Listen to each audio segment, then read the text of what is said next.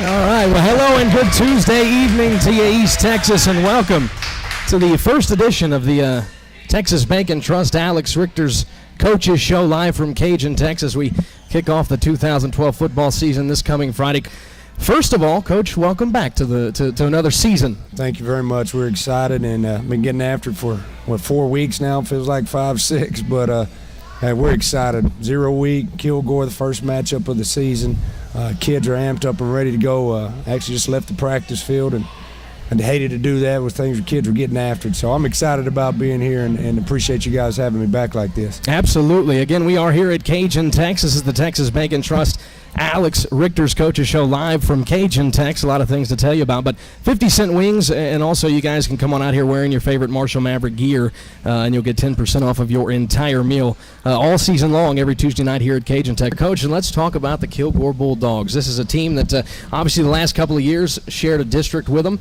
You had the game last year that for all intents and purposes I still feel as if the better team that day did not win that football game, but there's nothing we can do about that now.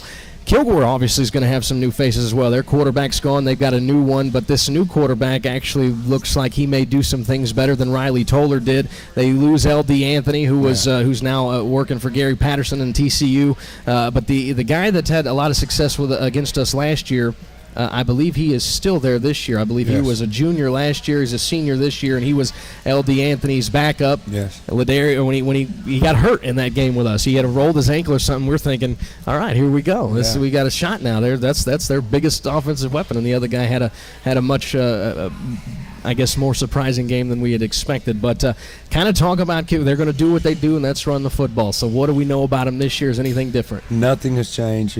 Coach Wood does a great job over there and his entire staff, and it is. Kilgore does what Kilgore does, and that's going to run the football. They're going to run the zone at you, and they're going to run the power. When all else fails, that's what they're going to go do. And, still using that same back, and we've watched them in scrimmage on film, and they've got a few more that they sprinkle in there. And that's their philosophy, is to keep a stable of horses that if one went down, they can throw another one in there and keep running and keep pushing. And they understand their offense real well, and it's a simple offense, just running right at you. I think the biggest thing is their coach, O-line coach, does a tremendous job with those kids over there, and them understanding their scheme and getting real good push. I was impressed with them when they scrimmaged Carthage. Did a good job there, and then turned around and did a good job against a real good Hallsville team as well. So, like you said, the thing that worries me is they got a good quarterback. I was very impressed with his poise in these 2 scrimmages, the strength of his arm, and he throws a good deep ball, a good mid-range ball as well. He can put some mustard on it now. And, of course, he's got some – Kilgore has their set of skilled kids like they always do, and so he's got something to throw to. They got one that's a two-way guy, plays corner and plays receiver, and I think he's going to be their deep threat when they need that deep ball. And the boy can run, played last year, started at corner for him as well, and I believe he played the receiver last year, but he definitely does this year. So they've got weapons, but again, they're going to do what they do, and but that's good for us because there's no special things we need to prepare for. We just got to go be physical and hit them in the mouth before they hit us. And on the defensive side of the football, I was looking over some of the guys that came back from their team a year ago, and they've got a lot of their starters on defense coming back. One of the things, and maybe I'm blowing smoke here, but their defense is not somebody. They're not a unit that's big. Right. They're not overly fast. They're well coached. Their linebackers last year, there was one in particular had a huge game against us. Yes. Not a really big guy, but just was flying all over the place. But their defense, especially with what we saw last year, and this showed up in the box scores on a lot of their games, where they would get into a lot of shootouts. If their defense wasn't as strong as their offense, right. So to speak. That's one area I think. Obviously being the first game of the season, I haven't seen our team, as a unit on Friday nights. But that's one area where I think we could take advantage of them. Talk about what your game plan is going against them on our offensive side of the football. Well, they do. I'd say the strength of them right now is they have a solid front four. Very impressed with them. A big defensive end. And then their nose and their tackle. Nose is a little more shorter, but he's a solid type kid. And then in the weak side, defensive end is again, a pretty good-sized kid for them. Typical Kilgore type kids there in the front. I think we can take advantage of their conditioning. I noticed in the film they got a little tired late on.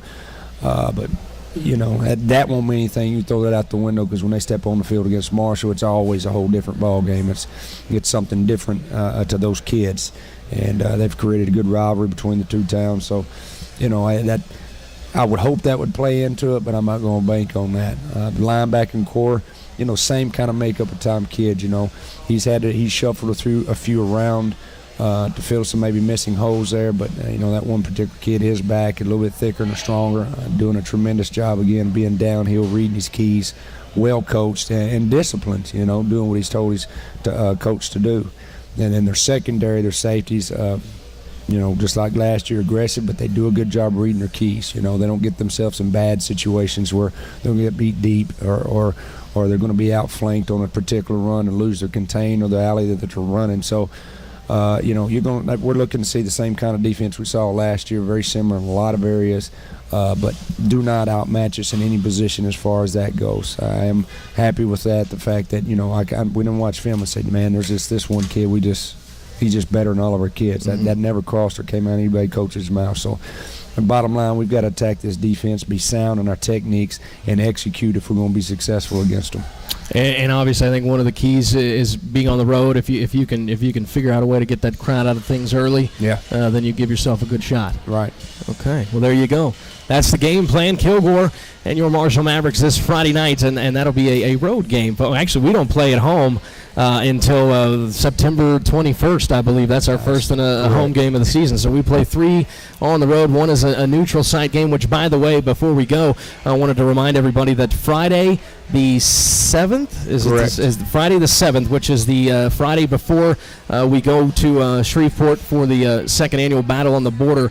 KMHT is having a tailgate party up at Big O Burger just down the street from here, and we're going to have some of the players and the band, and you guys come on out and support your Marshall Mavericks as they gear up for some Saturday afternoon football action, which is always a good time and always a thrill to go in there into Independence Stadium, see those kids play. Please come buy your tickets too as soon as possible. We're trying to get that out there, that every pre-sale ticket we sell, we get the total profit from that. The city of Shreveport's been very good in this process of letting us be able to benefit our program at the most opportunities we can. And every ticket we sell up to that point where they say, okay, send your tickets back, we get all the profit from that, go straight back into our program, our school. So if you're going to go to that game, please come up to the field house and get those tickets. And of course, it's going to be cheaper if you get it with us than if you wait to get them at the gate. So are they on sale now? They're on sale now. Come get them. When will y'all stop pre-sale for that? They haven't given us a date, so we're going to keep selling. Sell them. And if you when you get a date, I'll put it out on KMHT and let everybody know. Okay.